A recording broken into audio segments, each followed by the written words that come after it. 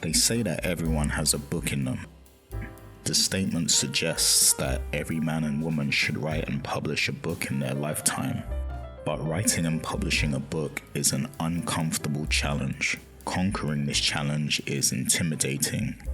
But despite this, Haruki Murakami has published a few dozen books since his first one in 1979.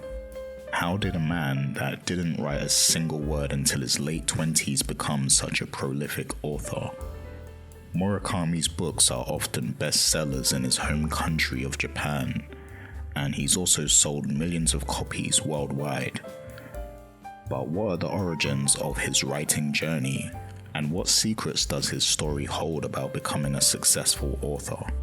Today, we dive into the life and times of Haruki Murakami.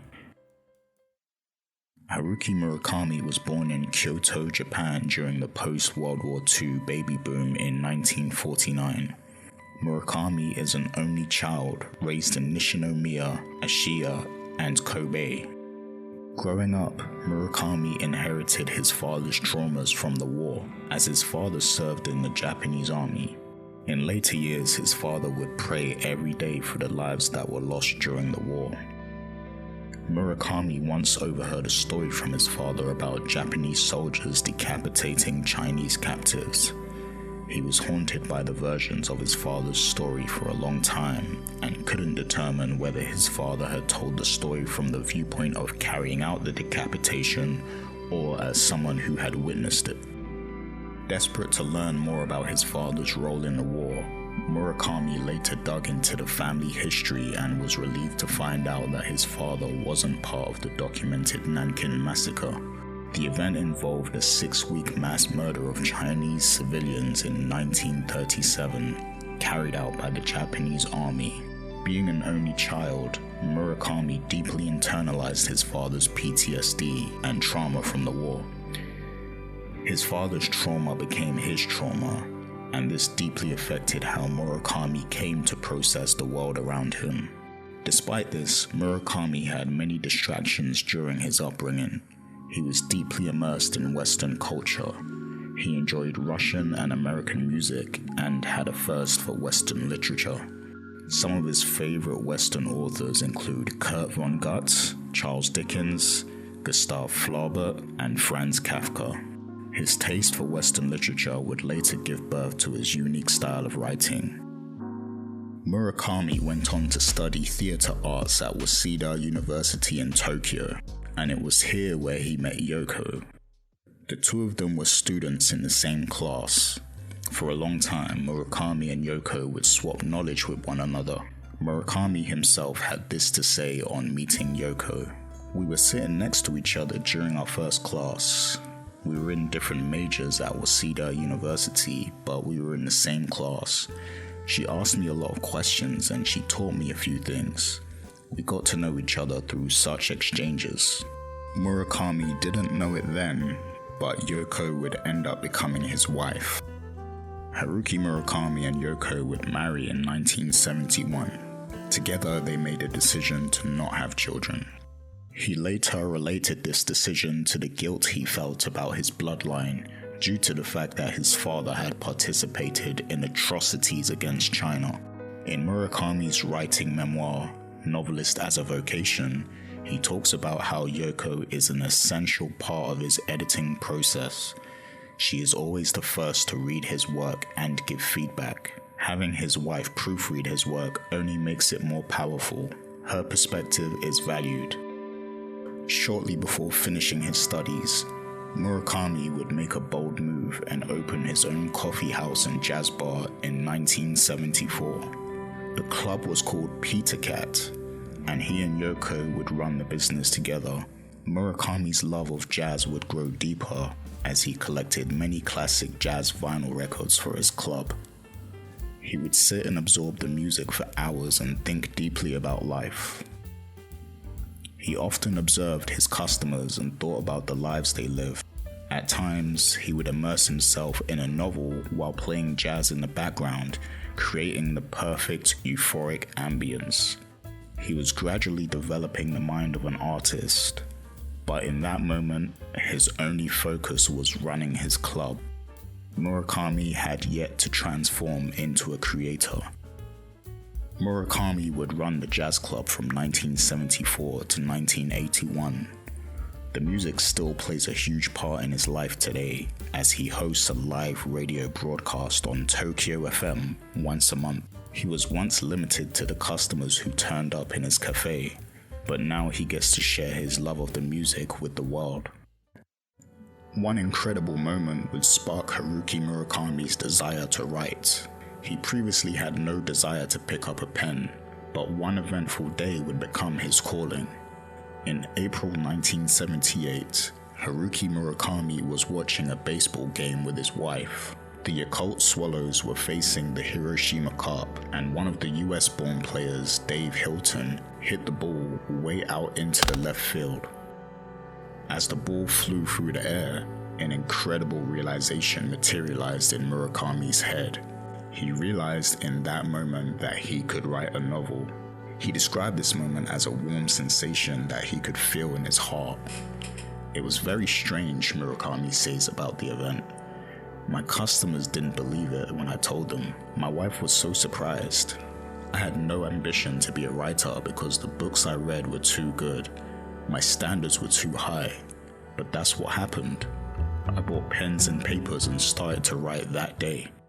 Murakami worked on Hear the Wind Sing for 10 months in brief stretches during the night after working at the bar. When he completed the story, he sent it to a literary contest and won the first place prize. Haruki Murakami's success with Hear the Wind Sing encouraged him to continue writing. The story follows the life and times of an unnamed narrator as he struggles with his writing. He begins telling the story of when he was a student, which leads to some captivating stories involving himself and his friend, the rat. You see, Murakami tends to have nameless protagonists in many of his books, and there are often characters with nicknames like the rat. Murakami himself stated that he felt embarrassed about naming his characters, even though these were just fictional characters that he created. He felt some shame about assigning them a name that could be someone's legit name in real life. Murakami says the following on the matter. The first time I was able to properly name characters was in Norwegian Wood in 1987. So in the first 8 years before that, I was using nameless characters and writing in the first person view. Thinking about it, it seems I was limiting myself with a tedious rule, but I didn't give it a second thought then. Murakami chose to continue writing about his unnamed protagonist and the rat in his next 2 works, forming what would become the trilogy of the rat. In 1981, Murakami co-wrote an unrelated short story collection called Yume de Michelle with author Shigesato Itoe. But in 1982, Haruki Murakami would write the 3rd book in the Rat trilogy, and this book would become critically acclaimed. That book was A Wild Sheep Chase. A Wild Sheep Chase adds layers of complexity to Haruki's storytelling. This is perhaps the book that gave birth to his famed ambiguous style of writing that leads much to the imagination. The book is a quasi-detective tale where the narrator is sent a photo from his long-lost friend the rat. The narrator publishes this photo, which includes a photo of a mutated sheep with a star on its back, and is contacted by a representative of the boss, a revered Japanese figure. The boss's secretary tells him that his agency must immediately cease publication of the photo. He is then threatened and given the ultimatum to find the sheep or face dire consequences. This sets off a chain of engrossing events that encapsulate an array of emotions throughout the book's journey. This book allowed readers to fall in love with Murakami's unorthodox style of writing, in which resolution is less of a priority. It's the emotional experience that the story presents that is the true gift. The art is in the journey the characters take and how they reflect on the relatable aspects of life. His writing is known for its surreal, dreamlike quality and its themes of alienation and loss. Following on from his success with the trilogy of the Rat, Murakami published Hard-Boiled Wonderland and The End of the World in 1985. The book pushes the magical realism aspect of his writing further, being set in a surreal version of Tokyo. The book features a character known as the Dream Reader who can interpret people's dreams. Murakami would see major breakthrough success when he published Norwegian Wood in 1987. Norwegian Wood tells the story of a college student named Toru Watanabe who is torn between his love for two women. The book is set in 1960s Tokyo and holds themes of love, loss, and mental health. The book also touches on the cultural and political changes in Japan during the 1960s, showing how these changes affect the lives of people. Following the release of Norwegian Wood, the previously unknown Murakami would be mobbed by fans at airports. In 1995, Murakami would release The Wind-Up Bird Chronicle, a story about Toru Okada who is trying to locate his missing wife and cat. This sends him down a surreal path where he begins to discover a web of lies and secrets that connect his ordinary life to the violent history of Japan. It is one of Murakami's most socially conscious works up until this point in his career. The Wind-Up Bird Chronicle won Murakami the Yomiuri Prize for Literature. I read this book last year, and although I find it difficult to explain what the book is even about, I can say that this is a book that will stick with me for life. The book covers themes of infidelity, heartbreak, the aftermath of wars, and the ways in which people are perceived socially. Later on in his writing career, Haruki Murakami had spent a number of years traveling Europe and the United States. In January 1995, the Great Hanshin earthquake shook the region of Hanshin in Japan. A few months later, the Tokyo subway sarin attack took place in Tokyo. In order to come to terms with these events, Murakami wrote his first non-fiction bodies of work, Underground and After the Quake. Underground consists of interviews of victims of the gas attack. Sputnik Sweetheart was released in 1999, followed by another of Murakami's beloved classics, Kafka on the Shore, in 2002. Kafka on the Shore follows two parallel plots, one involving teenager Kafka Tamura, and one involving Nakata, an elderly man with the ability to talk to cats. The lives of Kafka and Nakata intersect in strange and unsuspected ways as the book explores themes of infidelity and fate. It's a complex and multi-layered novel with many elements at play. Murakami would go on to write a number of impactful novels after this, and I could go on forever detailing them, but you could easily find the full list by following the links in the description. Instead, let's explore what makes Haruki Murakami such a disciplined writer. Haruki Murakami is an experienced marathon runner. He started running at the age of 33 as a way to stay healthy despite the hours he spent sitting down and working. Not only does running have serious health benefits, but running each day also provides the repetitive structure and mental fortitude needed to write and publish so many books. Taking up this new habit also pushed him to quit smoking. Haruki states, "Quitting smoking was also like a symbolic gesture of farewell to the life I used to lead." Building a new pattern of life for himself, Murakami would follow a set daily routine of waking up before 5 a.m. and going to bed before 10 p.m. When he is actively working on a piece of writing, he wakes up at 4 a.m. and writes for 5 to 6 hours. He follows this writing with 10 kilometers of running and or 1,500 meters of swimming. He then reads and listens to music for the rest of his evening. Murakami has followed this routine religiously, citing that it has also ruined some relationships with friends who don't understand why he turns down their invitations. His defense is that he also has a responsibility to satisfy his millions of readers around the world, and this routine is what allows him to keep doing it. Running is an intensely physical activity, whereas writing is a test of the mind. For some, it might not be obvious to see how one affects the other. Some may wonder how the act of running can aid writing consistency. When asked about this, Murakami said that to be able to write every day for 3 years, physically and mentally you have to be strong.